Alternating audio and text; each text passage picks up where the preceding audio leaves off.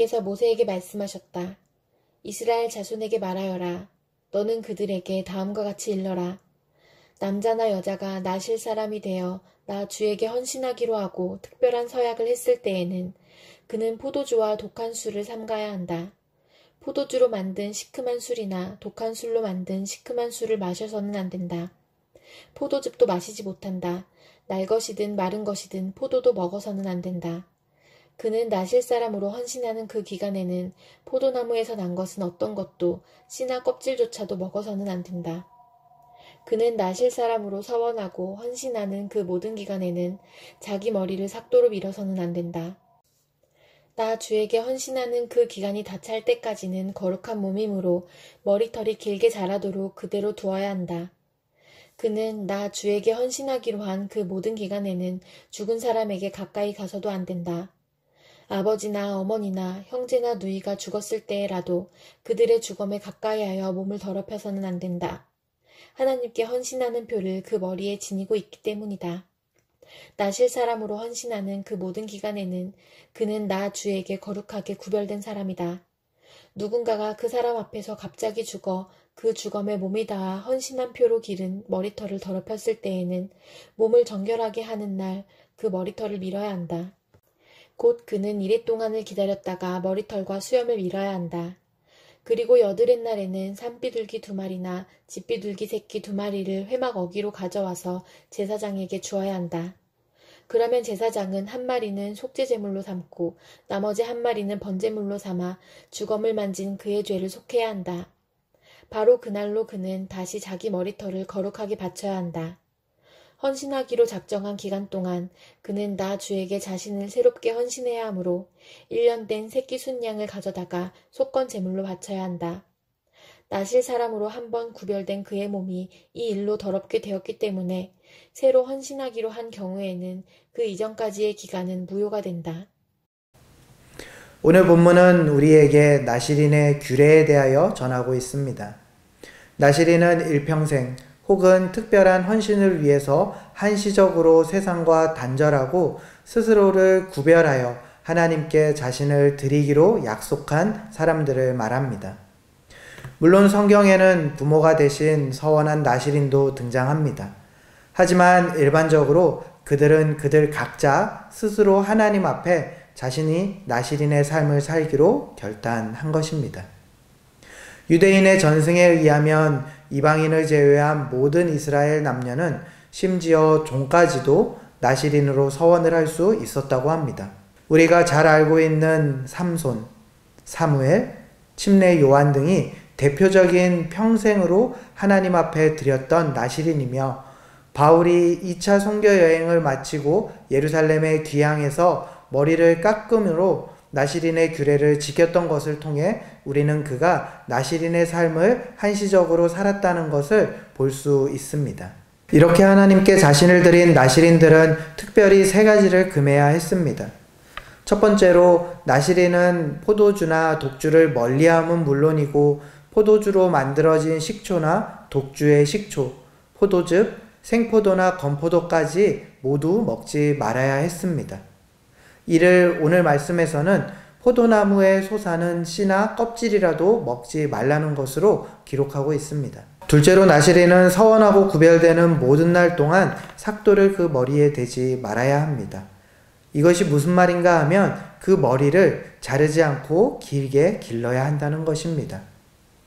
왜냐하면 생명의 가장 근원이라 여겼던 머리카락을 기름으로 그들이 하나님 앞에 구별되었음을 드러내기 위함이었습니다. 셋째로 나실인은 죽은 시체들과 어떤 접촉도 해서는 안 됐습니다. 이것은 의식적인 더러워짐에서 자신을 지켜야 함을 의미하는 것으로 그렇기 때문에 제사장들은 오히려 가까운 가족들의 장례에는 참여할 수 있었지만 나실인의 경우에는 그의 부모, 형제, 자매가 죽은 때라도 그로 말미암아 몸을 더럽히지 말 것을 규정하고 있습니다. 그렇게 함으로 나실인은 자기의 몸을 구별하여 여호와께 드리는 모든 날 동안 시체를 가까이 하지 않으므로 하나님과 가장 반대되는 죽음이라고 하는 것으로부터 멀어져야만 했습니다. 이 세 가지 대표적인 규례들 외에도 오늘 본문 뒤에 보면 나실인들의 법이 추가로 더 기록되어져 있음을 우리는 볼 수 있습니다.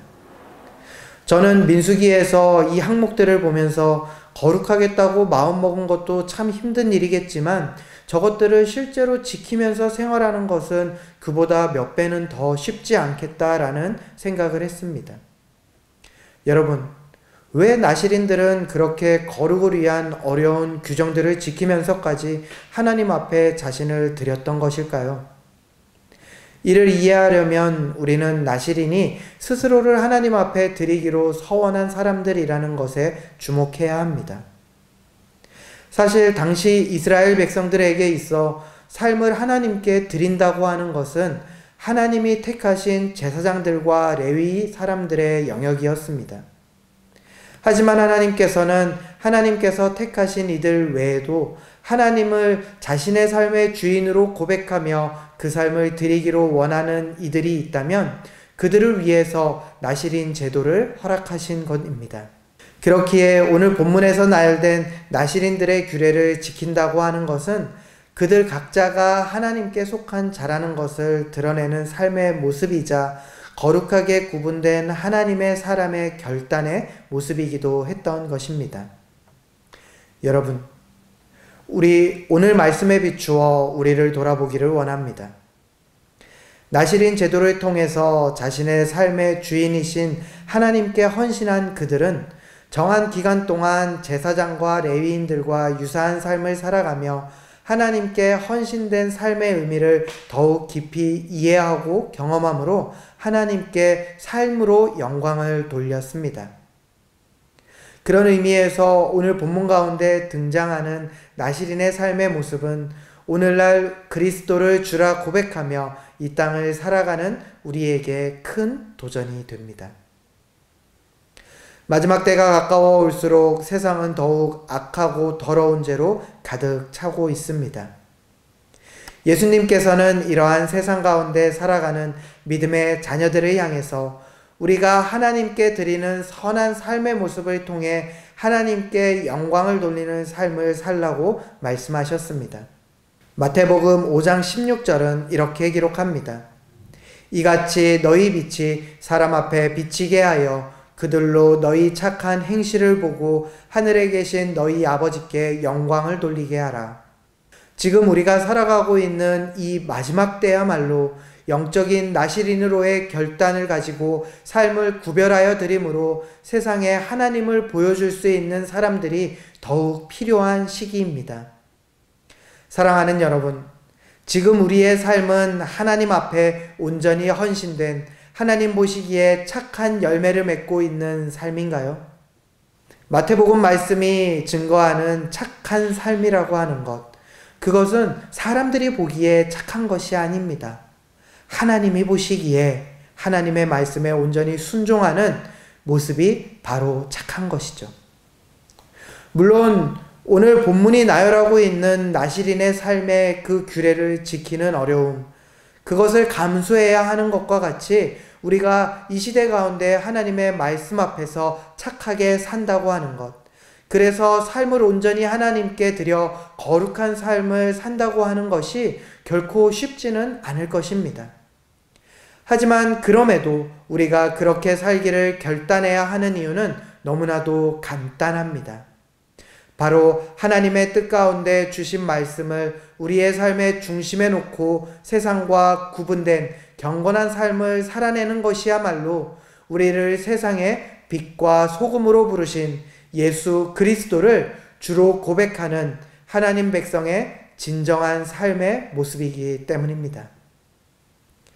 나실인이라는 이름은 헌신하다, 드리다라는 뜻을 가진 나자르라는 단어에서 나온 말이라고 합니다.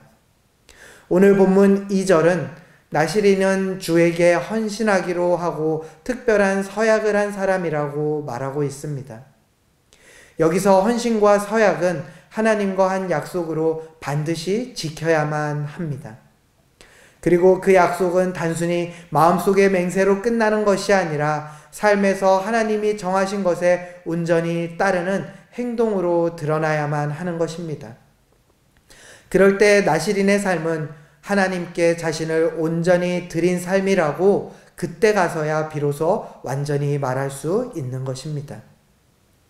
사랑하는 여러분, 구약의 나시린의 삶이 결단과 헌신으로 가득 차 있던 것과 같이 우리도 예수 그리스도 안에서 성령으로 거듭난 심령을 가지고 하나님께 자원하여 우리의 삶을 하나님을 모르는 자들과 다르게 하나님의 뜻 가운데 순종함으로 구별하여 드리기로 결단하는 헌신이 영적인 나시린의 모습으로 우리 안에 열매 맺어야만 하는 것입니다. 미움을 뛰어넘어 사랑하고 상처를 뛰어넘어 용서하는 것, 이것은 나로는 불가능합니다. 낯선 자를 환영하고 다름을 이해하는 것도 나로는 불가능합니다. 귀찮음과 불편함을 뛰어넘어 다른 이들을 섬기는 것, 이것은 절대로 나로는 불가능한 일입니다. 하지만 우리의 지금 삶이 주로 인해서 새롭게 얻은 생명을 살고 있다는 사실을 우리가 온전히 인정한다면 우리는 하나님의 말씀 안에서 거저받은 이 새로운 삶을 하나님을 드러내기 위해서 서로 용서하고 사랑하며 섬기고 나눔으로 하나님 앞에 온전히 드릴 수 있게 되는 것입니다. 그리고 우리가 나를 뛰어넘어 이렇게 주께 온전히 속한 자가 되었을 때, 우리의 삶을 온전히 주께 드린 자가 되었을 때, 그때야말로 세상은 우리를 통해서 하나님을 보게 되는 것입니다. 초대교회가 세상에 그리스도를 드러내므로 그리스도인이라 불리게 된 이유가 무엇이었습니까? 그들이 자신의 소유를 주의 것이라 여기고 나누고 그들의 자신의 생명을 주의 것이라 여기고 담대하게 주를 전했기 때문이었습니다.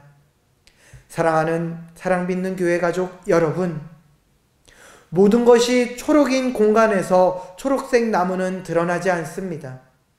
하지만 빨간색 공은 그 가운데 분명히 드러납니다.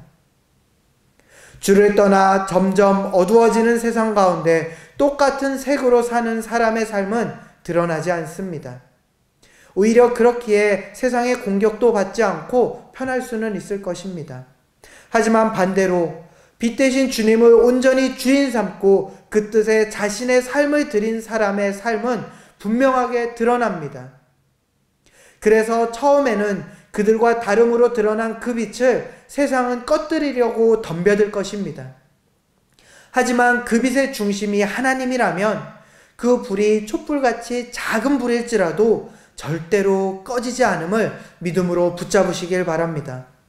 오히려 하나님은 그러한 자의 작은 빛의 삶을 들어서 세상을 환하게 비추는 등대와 같은 삶으로 사용하시는 주님이십니다. 여러분, 거듭 말하지만 그 길은 결코 쉬운 길은 아닐 것입니다. 하지만 분명한 사실이 무엇입니까? 우리의 삶이 그리스도가 주인된 삶으로 우리의 삶을 온전히 하나님 앞에 드린다면 우리는 우리의 삶의 모든 순간 우리의 여정 가운데 그 삶을 돌보시고 함께 하시는 주님의 손길을 가장 가까이에서 경험할 수 있게 된다는 것입니다. 그리고 그러한 삶이야말로 우리가 우리에게 주어진 은혜의 생명을 온전히 하나님 앞에 드림으로 하나님이 주실 그 영광된 복을 우리 가운데 온전히 다 누리는 가장 가치 있는 길임을 분명히 우리가 믿음으로 붙잡고 나아가야만 하는 것입니다. 말씀을 정리하겠습니다. 주 안에서 사랑하는 사랑 빚는 교회 가족 여러분, 여러분은 이 시대 가운데 어떤 삶을 살고 계십니까? 세상과 가장 닮아 있는 모습으로 편함을 누리고 계십니까? 아니면 세상 가운데 빛으로 드러나서 오히려 세상의 공격을 때로는 받는 그러한 삶을 살고 계십니까? 바라기는 오늘 말씀 앞에 나온 우리 모든 사랑 빚는 교회 가족들은 이 시대 가운데 우리의 주 되신 그리스도를 온전히 드러내는 거룩하게 구별된 삶의 열매를 맺는 이 시대의 나시린의 삶을 모두가 살 수 있기를 간절히 기도합니다. 그리고 더욱 바라는 것은 그러한 우리를 통해서 우리 성도들 한 명 한 명의 주변의 모든 세상이 우리를 살리시고 우리로 빛이 되게 우리를 부르신 그리스도를 바라볼 수 있는 그러한 세상의 빛과 소금의 역할을 온전히 감당하는 우리가 될 수 있기를 이 시간 진심으로 응원합니다.